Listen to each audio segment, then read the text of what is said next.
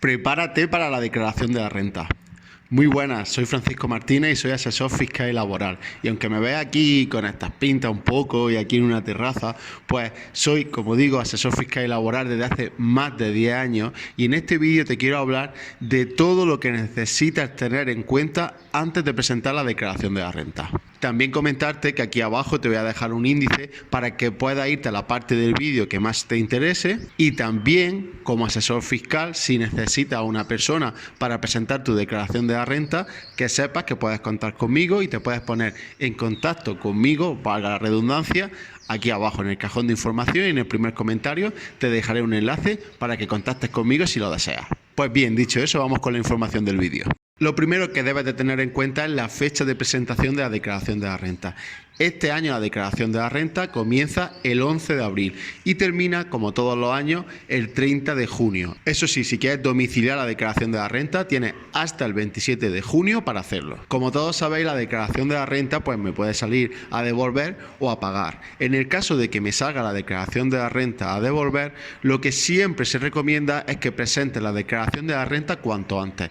Si es el primer día, el 11 de abril, mejor que mejor. ¿Por qué? Porque normalmente la agencia tributaria las primeras declaraciones de la renta las devuelve súper rápido. Si tú presentas la declaración de la renta el 11 de abril, el 12 de abril, los primeros días básicamente, seguramente en 4 días, 5 semanas, semana y poco, tengas devuelto el importe de la declaración. En cambio, si presentas la declaración de la renta más adelante, normalmente cuanto más tarde en presentarla, más tardará después la agencia tributaria en devolverte el importe de la declaración. Y en el caso de que te salga la declaración de la renta a pagar, pues tampoco te recomiendo que te lo pienses mucho.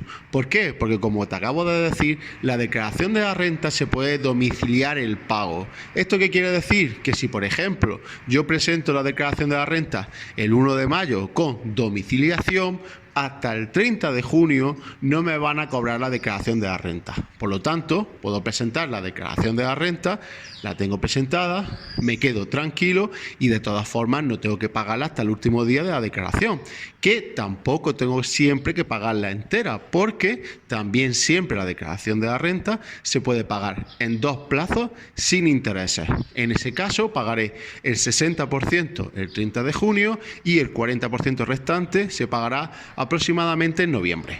Por lo tanto, sea cual sea tu caso, no lo dejes mucho porque luego siempre vienen las prisas y los problemas. Lo segundo que debes de tener en cuenta es que prepares toda la documentación relacionada con tu declaración de la renta.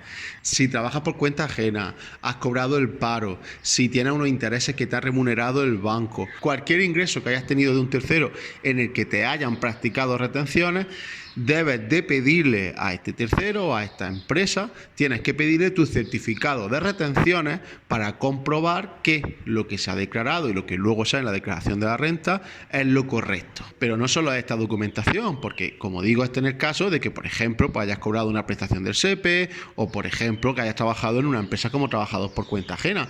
Pero si, por ejemplo, pues vives de alquiler y tienes derecho a algunas deducciones, pues también tienes que preparar la documentación para aplicarte esas deducciones. Pero también si tú eres dueño de un piso y tienes que declarar los ingresos porque los has tenido alquilado, pues también en el mismo caso tienes que ver todos los ingresos que has tenido, los gastos que has tenido, etcétera. Y con esto todos los casos, también si has trabajado por cuenta propia, tienes que preparar todos tus ingresos y tus gastos. Y también, por ejemplo, si has vendido una vivienda, pues tienes siempre a mano lo que serían las escrituras tanto de compra como de venta, todos los gastos relacionados, etcétera. Y que no se me olvide, también, por ejemplo, si te has dedicado a realizar compraventa de acciones o de criptomonedas, pues también ve echándole un vistazo a la web del broker, a la web del exchange, para ir bajándote todos tus movimientos, para que no te pille después desprevenido. El tercer punto es algo súper básico, pero que también es importante y hay veces que hay problemas con esto. Referencia catastral. Una de las cosas que normalmente siempre nos va a pedir la plataforma de la declaración de la renta antes de empezar a presentar la declaración de la renta o a consultar los datos fiscales es mi domicilio fiscal. Y para poder rellenar y para poder confirmar mi domicilio fiscal, una de las cosas que siempre tenemos que tener es la referencia catastral. Para obtener la referencia catastral, pues digamos que hay distintas vías. Si por ejemplo vivo de alquiler, en el contrato de alquiler debería de aparecer la referencia catastral. Si la vivienda es mía, pues lo puedo mirar en un recibo del IBI, lo puedo mirar en la escritura. Y si no tengo ni la escritura ni el contrato, también a través de la web del catastro puedo mirar la referencia catastral. Pero yo siempre os recomiendo que tengáis algún documento en donde salga esta referencia, porque la web del catastro, sobre todo en el caso de que tengáis una dirección muy compleja, por ejemplo que fuese calle Asturias número 5, primero, quinto B, pues en ese caso va a ser difícil que encontréis la referencia catastral a través de la web del catastro, y por eso mejor tenerla a mano siempre. Vale, ya en este punto tenemos toda la documentación, tenemos nuestra referencia catastral, lo tenemos todo listo para presentar nuestra declaración de la renta. Pues todavía no te metas en el borrador. Lo siguiente, lo primero, antes de empezar con la declaración de la renta, primero tienes que tener alguna forma de poder acceder a la declaración de la renta. Para ello vas a necesitar darte de alta en clave, obtener certificado digital o sacar un número de referencia para la declaración de la renta. Te puedes dar de alta en clave desde la plataforma de la declaración de la renta. Hay una opción que pone registrarse en clave, puedes pinchar y hacer el trámite para darte de alta en clave. Lo puedes hacer también por videollamada y te aconsejo que si lo vas a hacer lo hagas cuanto antes, porque cuando empiece el proceso de declaración de la renta, pues más gente querrá sacarse clave y más difícil será. La segunda vía, como te he dicho, es a través de certificado digital. Este se obtiene a través de la web de la Casa de Moneda y Timbre, y si aquí en YouTube buscas cualquier tutorial para obtener certificado digital, seguro que encuentras cientos. Y la última forma es con número de referencia. Para ello vas a necesitar tener a mano tu declaración de la renta del año anterior, espero que no la hayas perdido, o si no presentaste la declaración de la renta el año pasado, necesitas tener a mano un número de cuenta que tuviese a tu nombre el año pasado. Y una vez que ya tienes forma de acceder a la declaración de la renta, nos metemos en el borrador. Pues no, ahora, antes de meternos en el borrador de la declaración de la renta, lo primero, antes de nada, es mirar datos fiscales. En datos fiscales vas a poder ver todos tus ingresos o todas tus propiedades que se han transmitido a través de terceros a la agencia tributaria. Como digo, aquí podrás comprobar pues lo que tus empresas en las que has trabajado han transmitido de tus ingresos y de tus retenciones. Si por ejemplo has vendido acciones también te saldrá, las propiedades que tienes, etcétera.